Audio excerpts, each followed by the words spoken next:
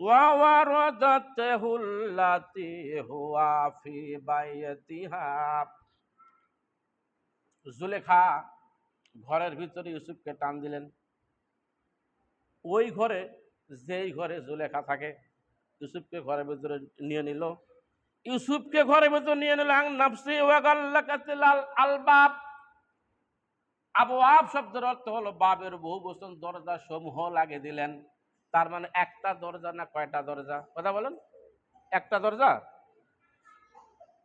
আবওয়াব অনেকগুলো দরজা লাগাই দিলেন। দরজাটা ছিল এরকম, মেইন গেটের দরজা একটা, পরে আরেকটা রুম, এরপর আরেকটা রুম, একদম ভিতরে রুম, সবগুলো দরজা লাগাই, আবওয়াব সবগুলো দরজা জুলাইখা নিজেই লাগাইয়া দিলেন।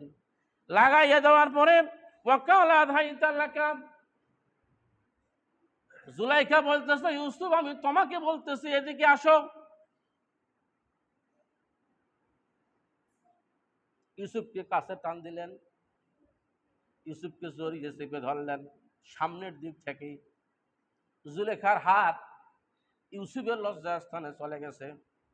তাফসিরে যেভাবে আসছে বাবা কিছু অংশ বলি, না হলে পরিষ্কার আপনারা বুঝতে পারবেন না। ইন্নী আখাফুল্লাহু রাব্বাল আলামিন। আলহামদুলিল্লাহ বলেন। সব সময় নিয়ত বক্তব্য ছিল ইউসুফের, আমি মহান আল্লাহ রাব্বুল আলামিন, যিনি জগৎ সমূহের প্রতিপালক, তার উপরে আমি ঈমান এনেছি, তাকে আমি ভয় করি। মারহাবা বলেন। আল্লাহর ভয় যদি কোনো বান্দার অন্তরে থাকে, যত অফার দুনিয়ায় আসবে একটা অফারও গ্রহণ করবে না, ঠিক কিনা? এরপরে বলেছে ওয়াকালা ধাইতা লাকা ক্বালা মাআযাল্লাহ। ইউসুফ বলতেছে আল্লাহ তুমি হেফাজত করো। আল্লাহর সাহায্য নিলে কার সাহায্য? আমরা বিপদে পড়লে কার সাহায্য নিব? কিন্তু বিষয়টা তো উল্টা, আমরা যুবক এরকম চান্স খুঁজি বেড়াই।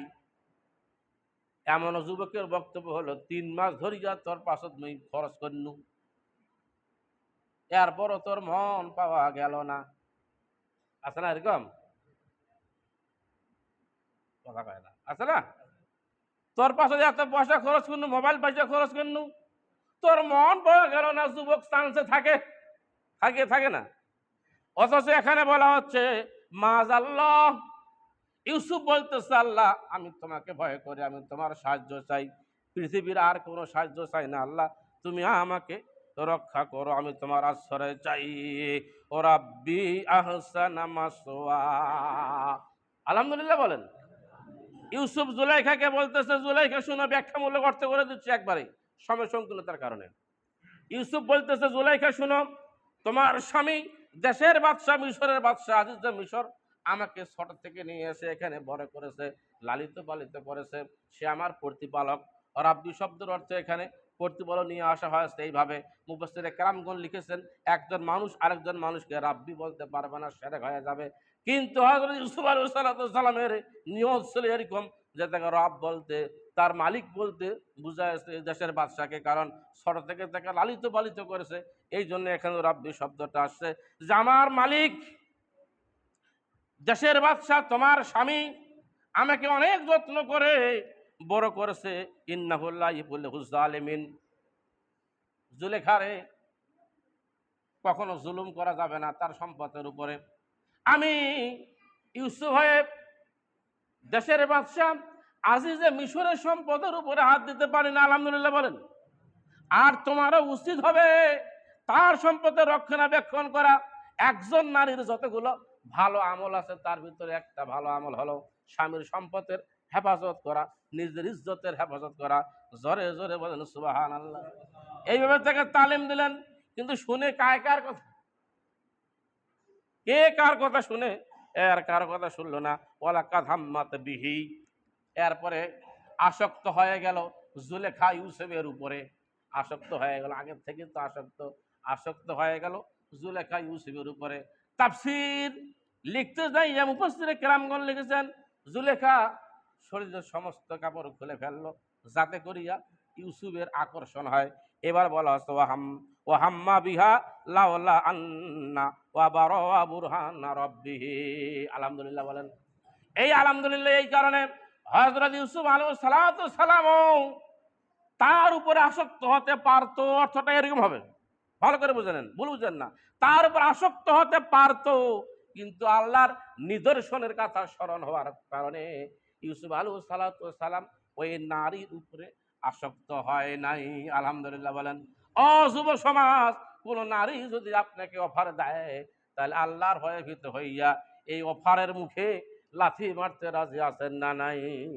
ইউসুফ আলাইহিস সালাম তো তাই করলেন। এখানে বোঝা যায় কাযালিকা লিনাসরিফান নাসতুয়া ওয়াল ফাশা।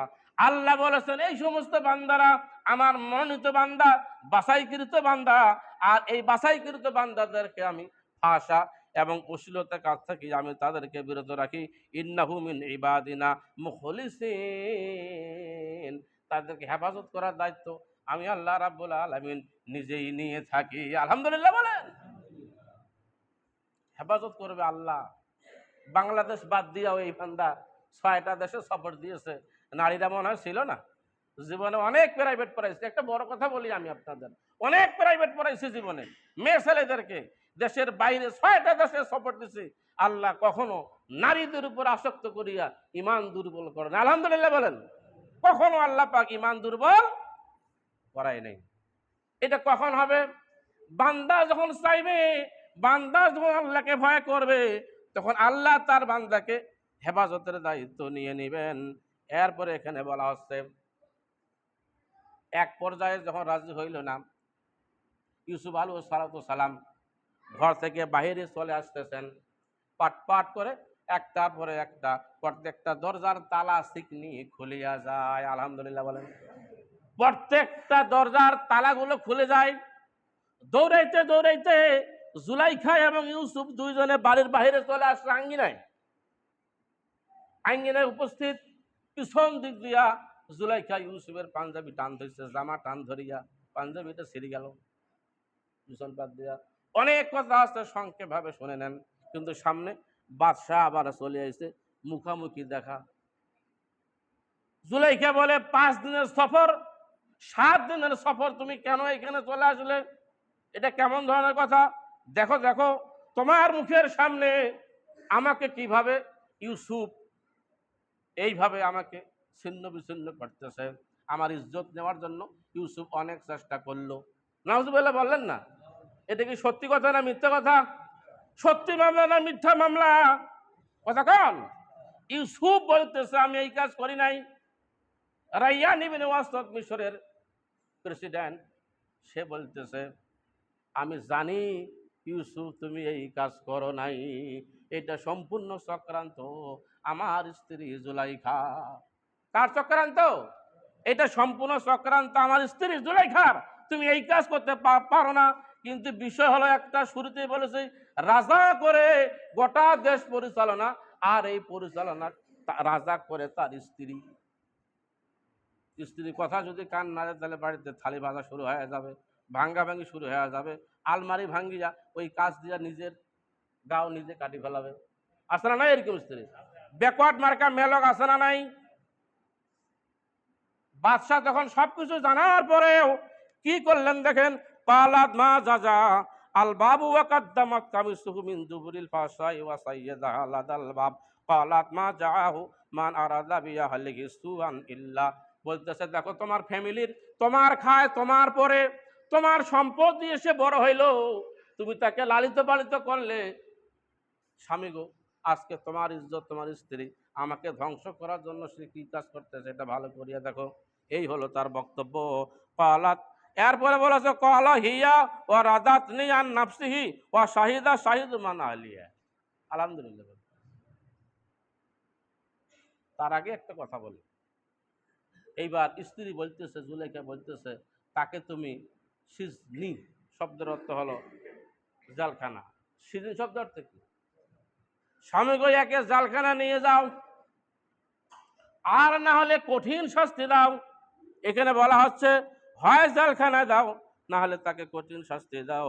ইল্লা আই ইউসুজানা আও আযাবান আলিম। 10 করলো কে? নারী না পুরুষ? জেল খাটলো কে? একটা কথা আছে, আজা খায় যায় ঝাল বুঝে, তার কথাটা ভুল। আজা না খায়ও ঝাল খাবার লাগে কি লাগে না? এর আগে আদা যারা খায় নাই এরাও ঝাল খাইছে বাবা, এরাও জাল খাটিয়েছে, ফাঁসির মঞ্চে এদেরকে মরতে হয়েছে। 10 করেছে কে, আর 10 সারফ বানালো কাকে? মহিলার এত বড় টেকনিক, এত বড় চালাকি, এত বড় কলা কৌশল, দেখেন কত বড় কলা কৌশল মহিলার। আল্লাহ পাক বলেছেন যারা শয়তান হয় কি হয়, ইন্না শাইতানি কানা যায়িফা, যারা শয়তান হয়, যারা চক্রান্তি করে, মুসলমানদের ঠিক মতো বসবাস করতে দেয় না, মুসলমানদের কার্যকলাপগুলো যারা বন্ধ রাখতে চায়।